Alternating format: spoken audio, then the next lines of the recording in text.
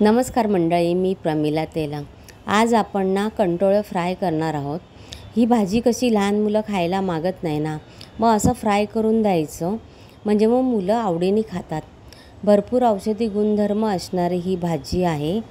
बघा किती सुंदर अशी कुरकुरीत आपले इथे कंटोळ फ्राय झालेले आहेत। आता हे कंटोळ फ्राय मी कशा पद्धतीत बनवले ते आपण पाहूयात।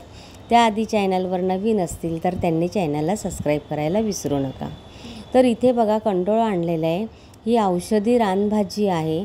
पावसाळ्यामध्ये भरपूर प्रमाणामध्ये मिळते आणि सर्वात महाग आणि सर्वात औषधी गुणधर्म असणारी ही भाजी आहे। ताकदवान भाजी आहे। भरपूर प्रमाणामध्ये त्यामध्ये प्रोटीन, कॅल्शियम, भरपूर विटॅमिन असतात। तर ही आवर्जून भाजी पावसाळ्यात खावी।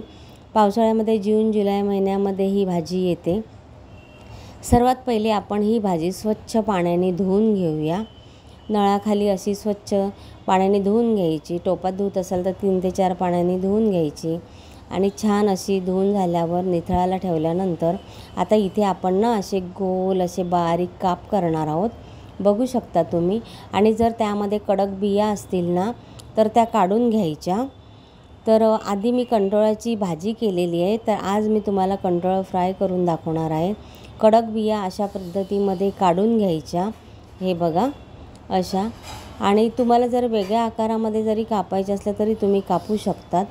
कडक बिया काढून घ्यायच्या आणि ना कापून झाल्यानंतर पाण्यामध्ये टाकायचं। पाण्यामध्ये स्वच्छ परत एकदा धुवून घ्यायचं आणि टोपलीमध्ये निथळायला ठेवायचं।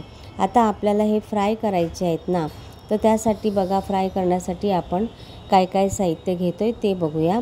सर्वात पहिले एका भांड्यामध्ये हे सर्व कंटोळं घेतले, त्यावर 1 चमचा मीठ घातलेला आहे।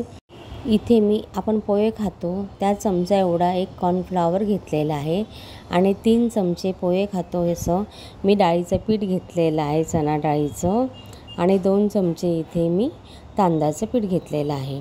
त्याचनंतर अर्धा चमचा इथे मी जिरे पावडर, 1 चमचा धने पावडर, इथे हिंग घेतलेलं आहे पाव चमचा, हळद घेतले पाव चमचा, आपलं काश्मीरी पावडर घेतलेलं आहे अर्धा चमचा आणि वरतून थोडा आणखीन घेतलेला आहे आणि घरगुती मसाला घेतलेला आहे 1 चमचा। त्यानंतर इथे मी लिंबू घेतलं आहे अर्धं, तर तुम्ही लिंबाच्या ऐवजी त्यामध्ये तुम्ही आमसूल पावडर टाकू शकतात किंवा चाट मसाला घालू शकतात, म्हणजे कसं त्याला ना चटपटीतपणा येतो।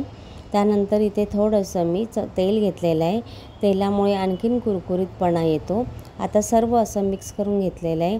पाणी अजिबात वापरलेलं नाही आहे, पाणी थोडंसुद्धा मी इथे पाण्याचा वापर केलेला नाही आहे, कारण मिठामुळे कसं पाणी सुटतं आणि शिवाय आपण धुवून घेतलेले होते ना कंटोळे, तर थोडं त्याला पाणी होतंच, तर त्यामुळे इथे मी पाण्याचा अजिबात वापर केलेला नाही।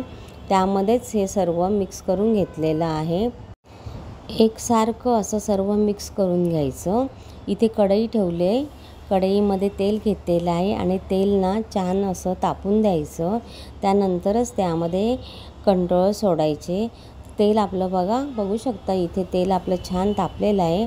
आता ते तेल तापलं की नाही बघण्यासाठी आपण त्यामध्ये कंटोळ सोडून बघूया। तर तेल आपलं छान तापलेलं आहे। आता आपण एक करून असं सर्व आपण भजी कशी करतो त्या पद्धतीमध्ये सोडून घ्यायचं आणि लगेच कलता नाही लावायचा। 2 ते 3 मिनिट असं चांगलं झालं की मग कलता लावायचा, बघू शकता तुम्ही।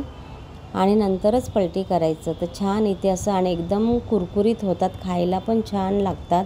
तर बघू शकता इथे आता एक करून आपण सर्व फ्राय करून घेऊयात। 2 ते 3 बॅचेसमध्ये मी फ्राय करून घेतलेलं आहे।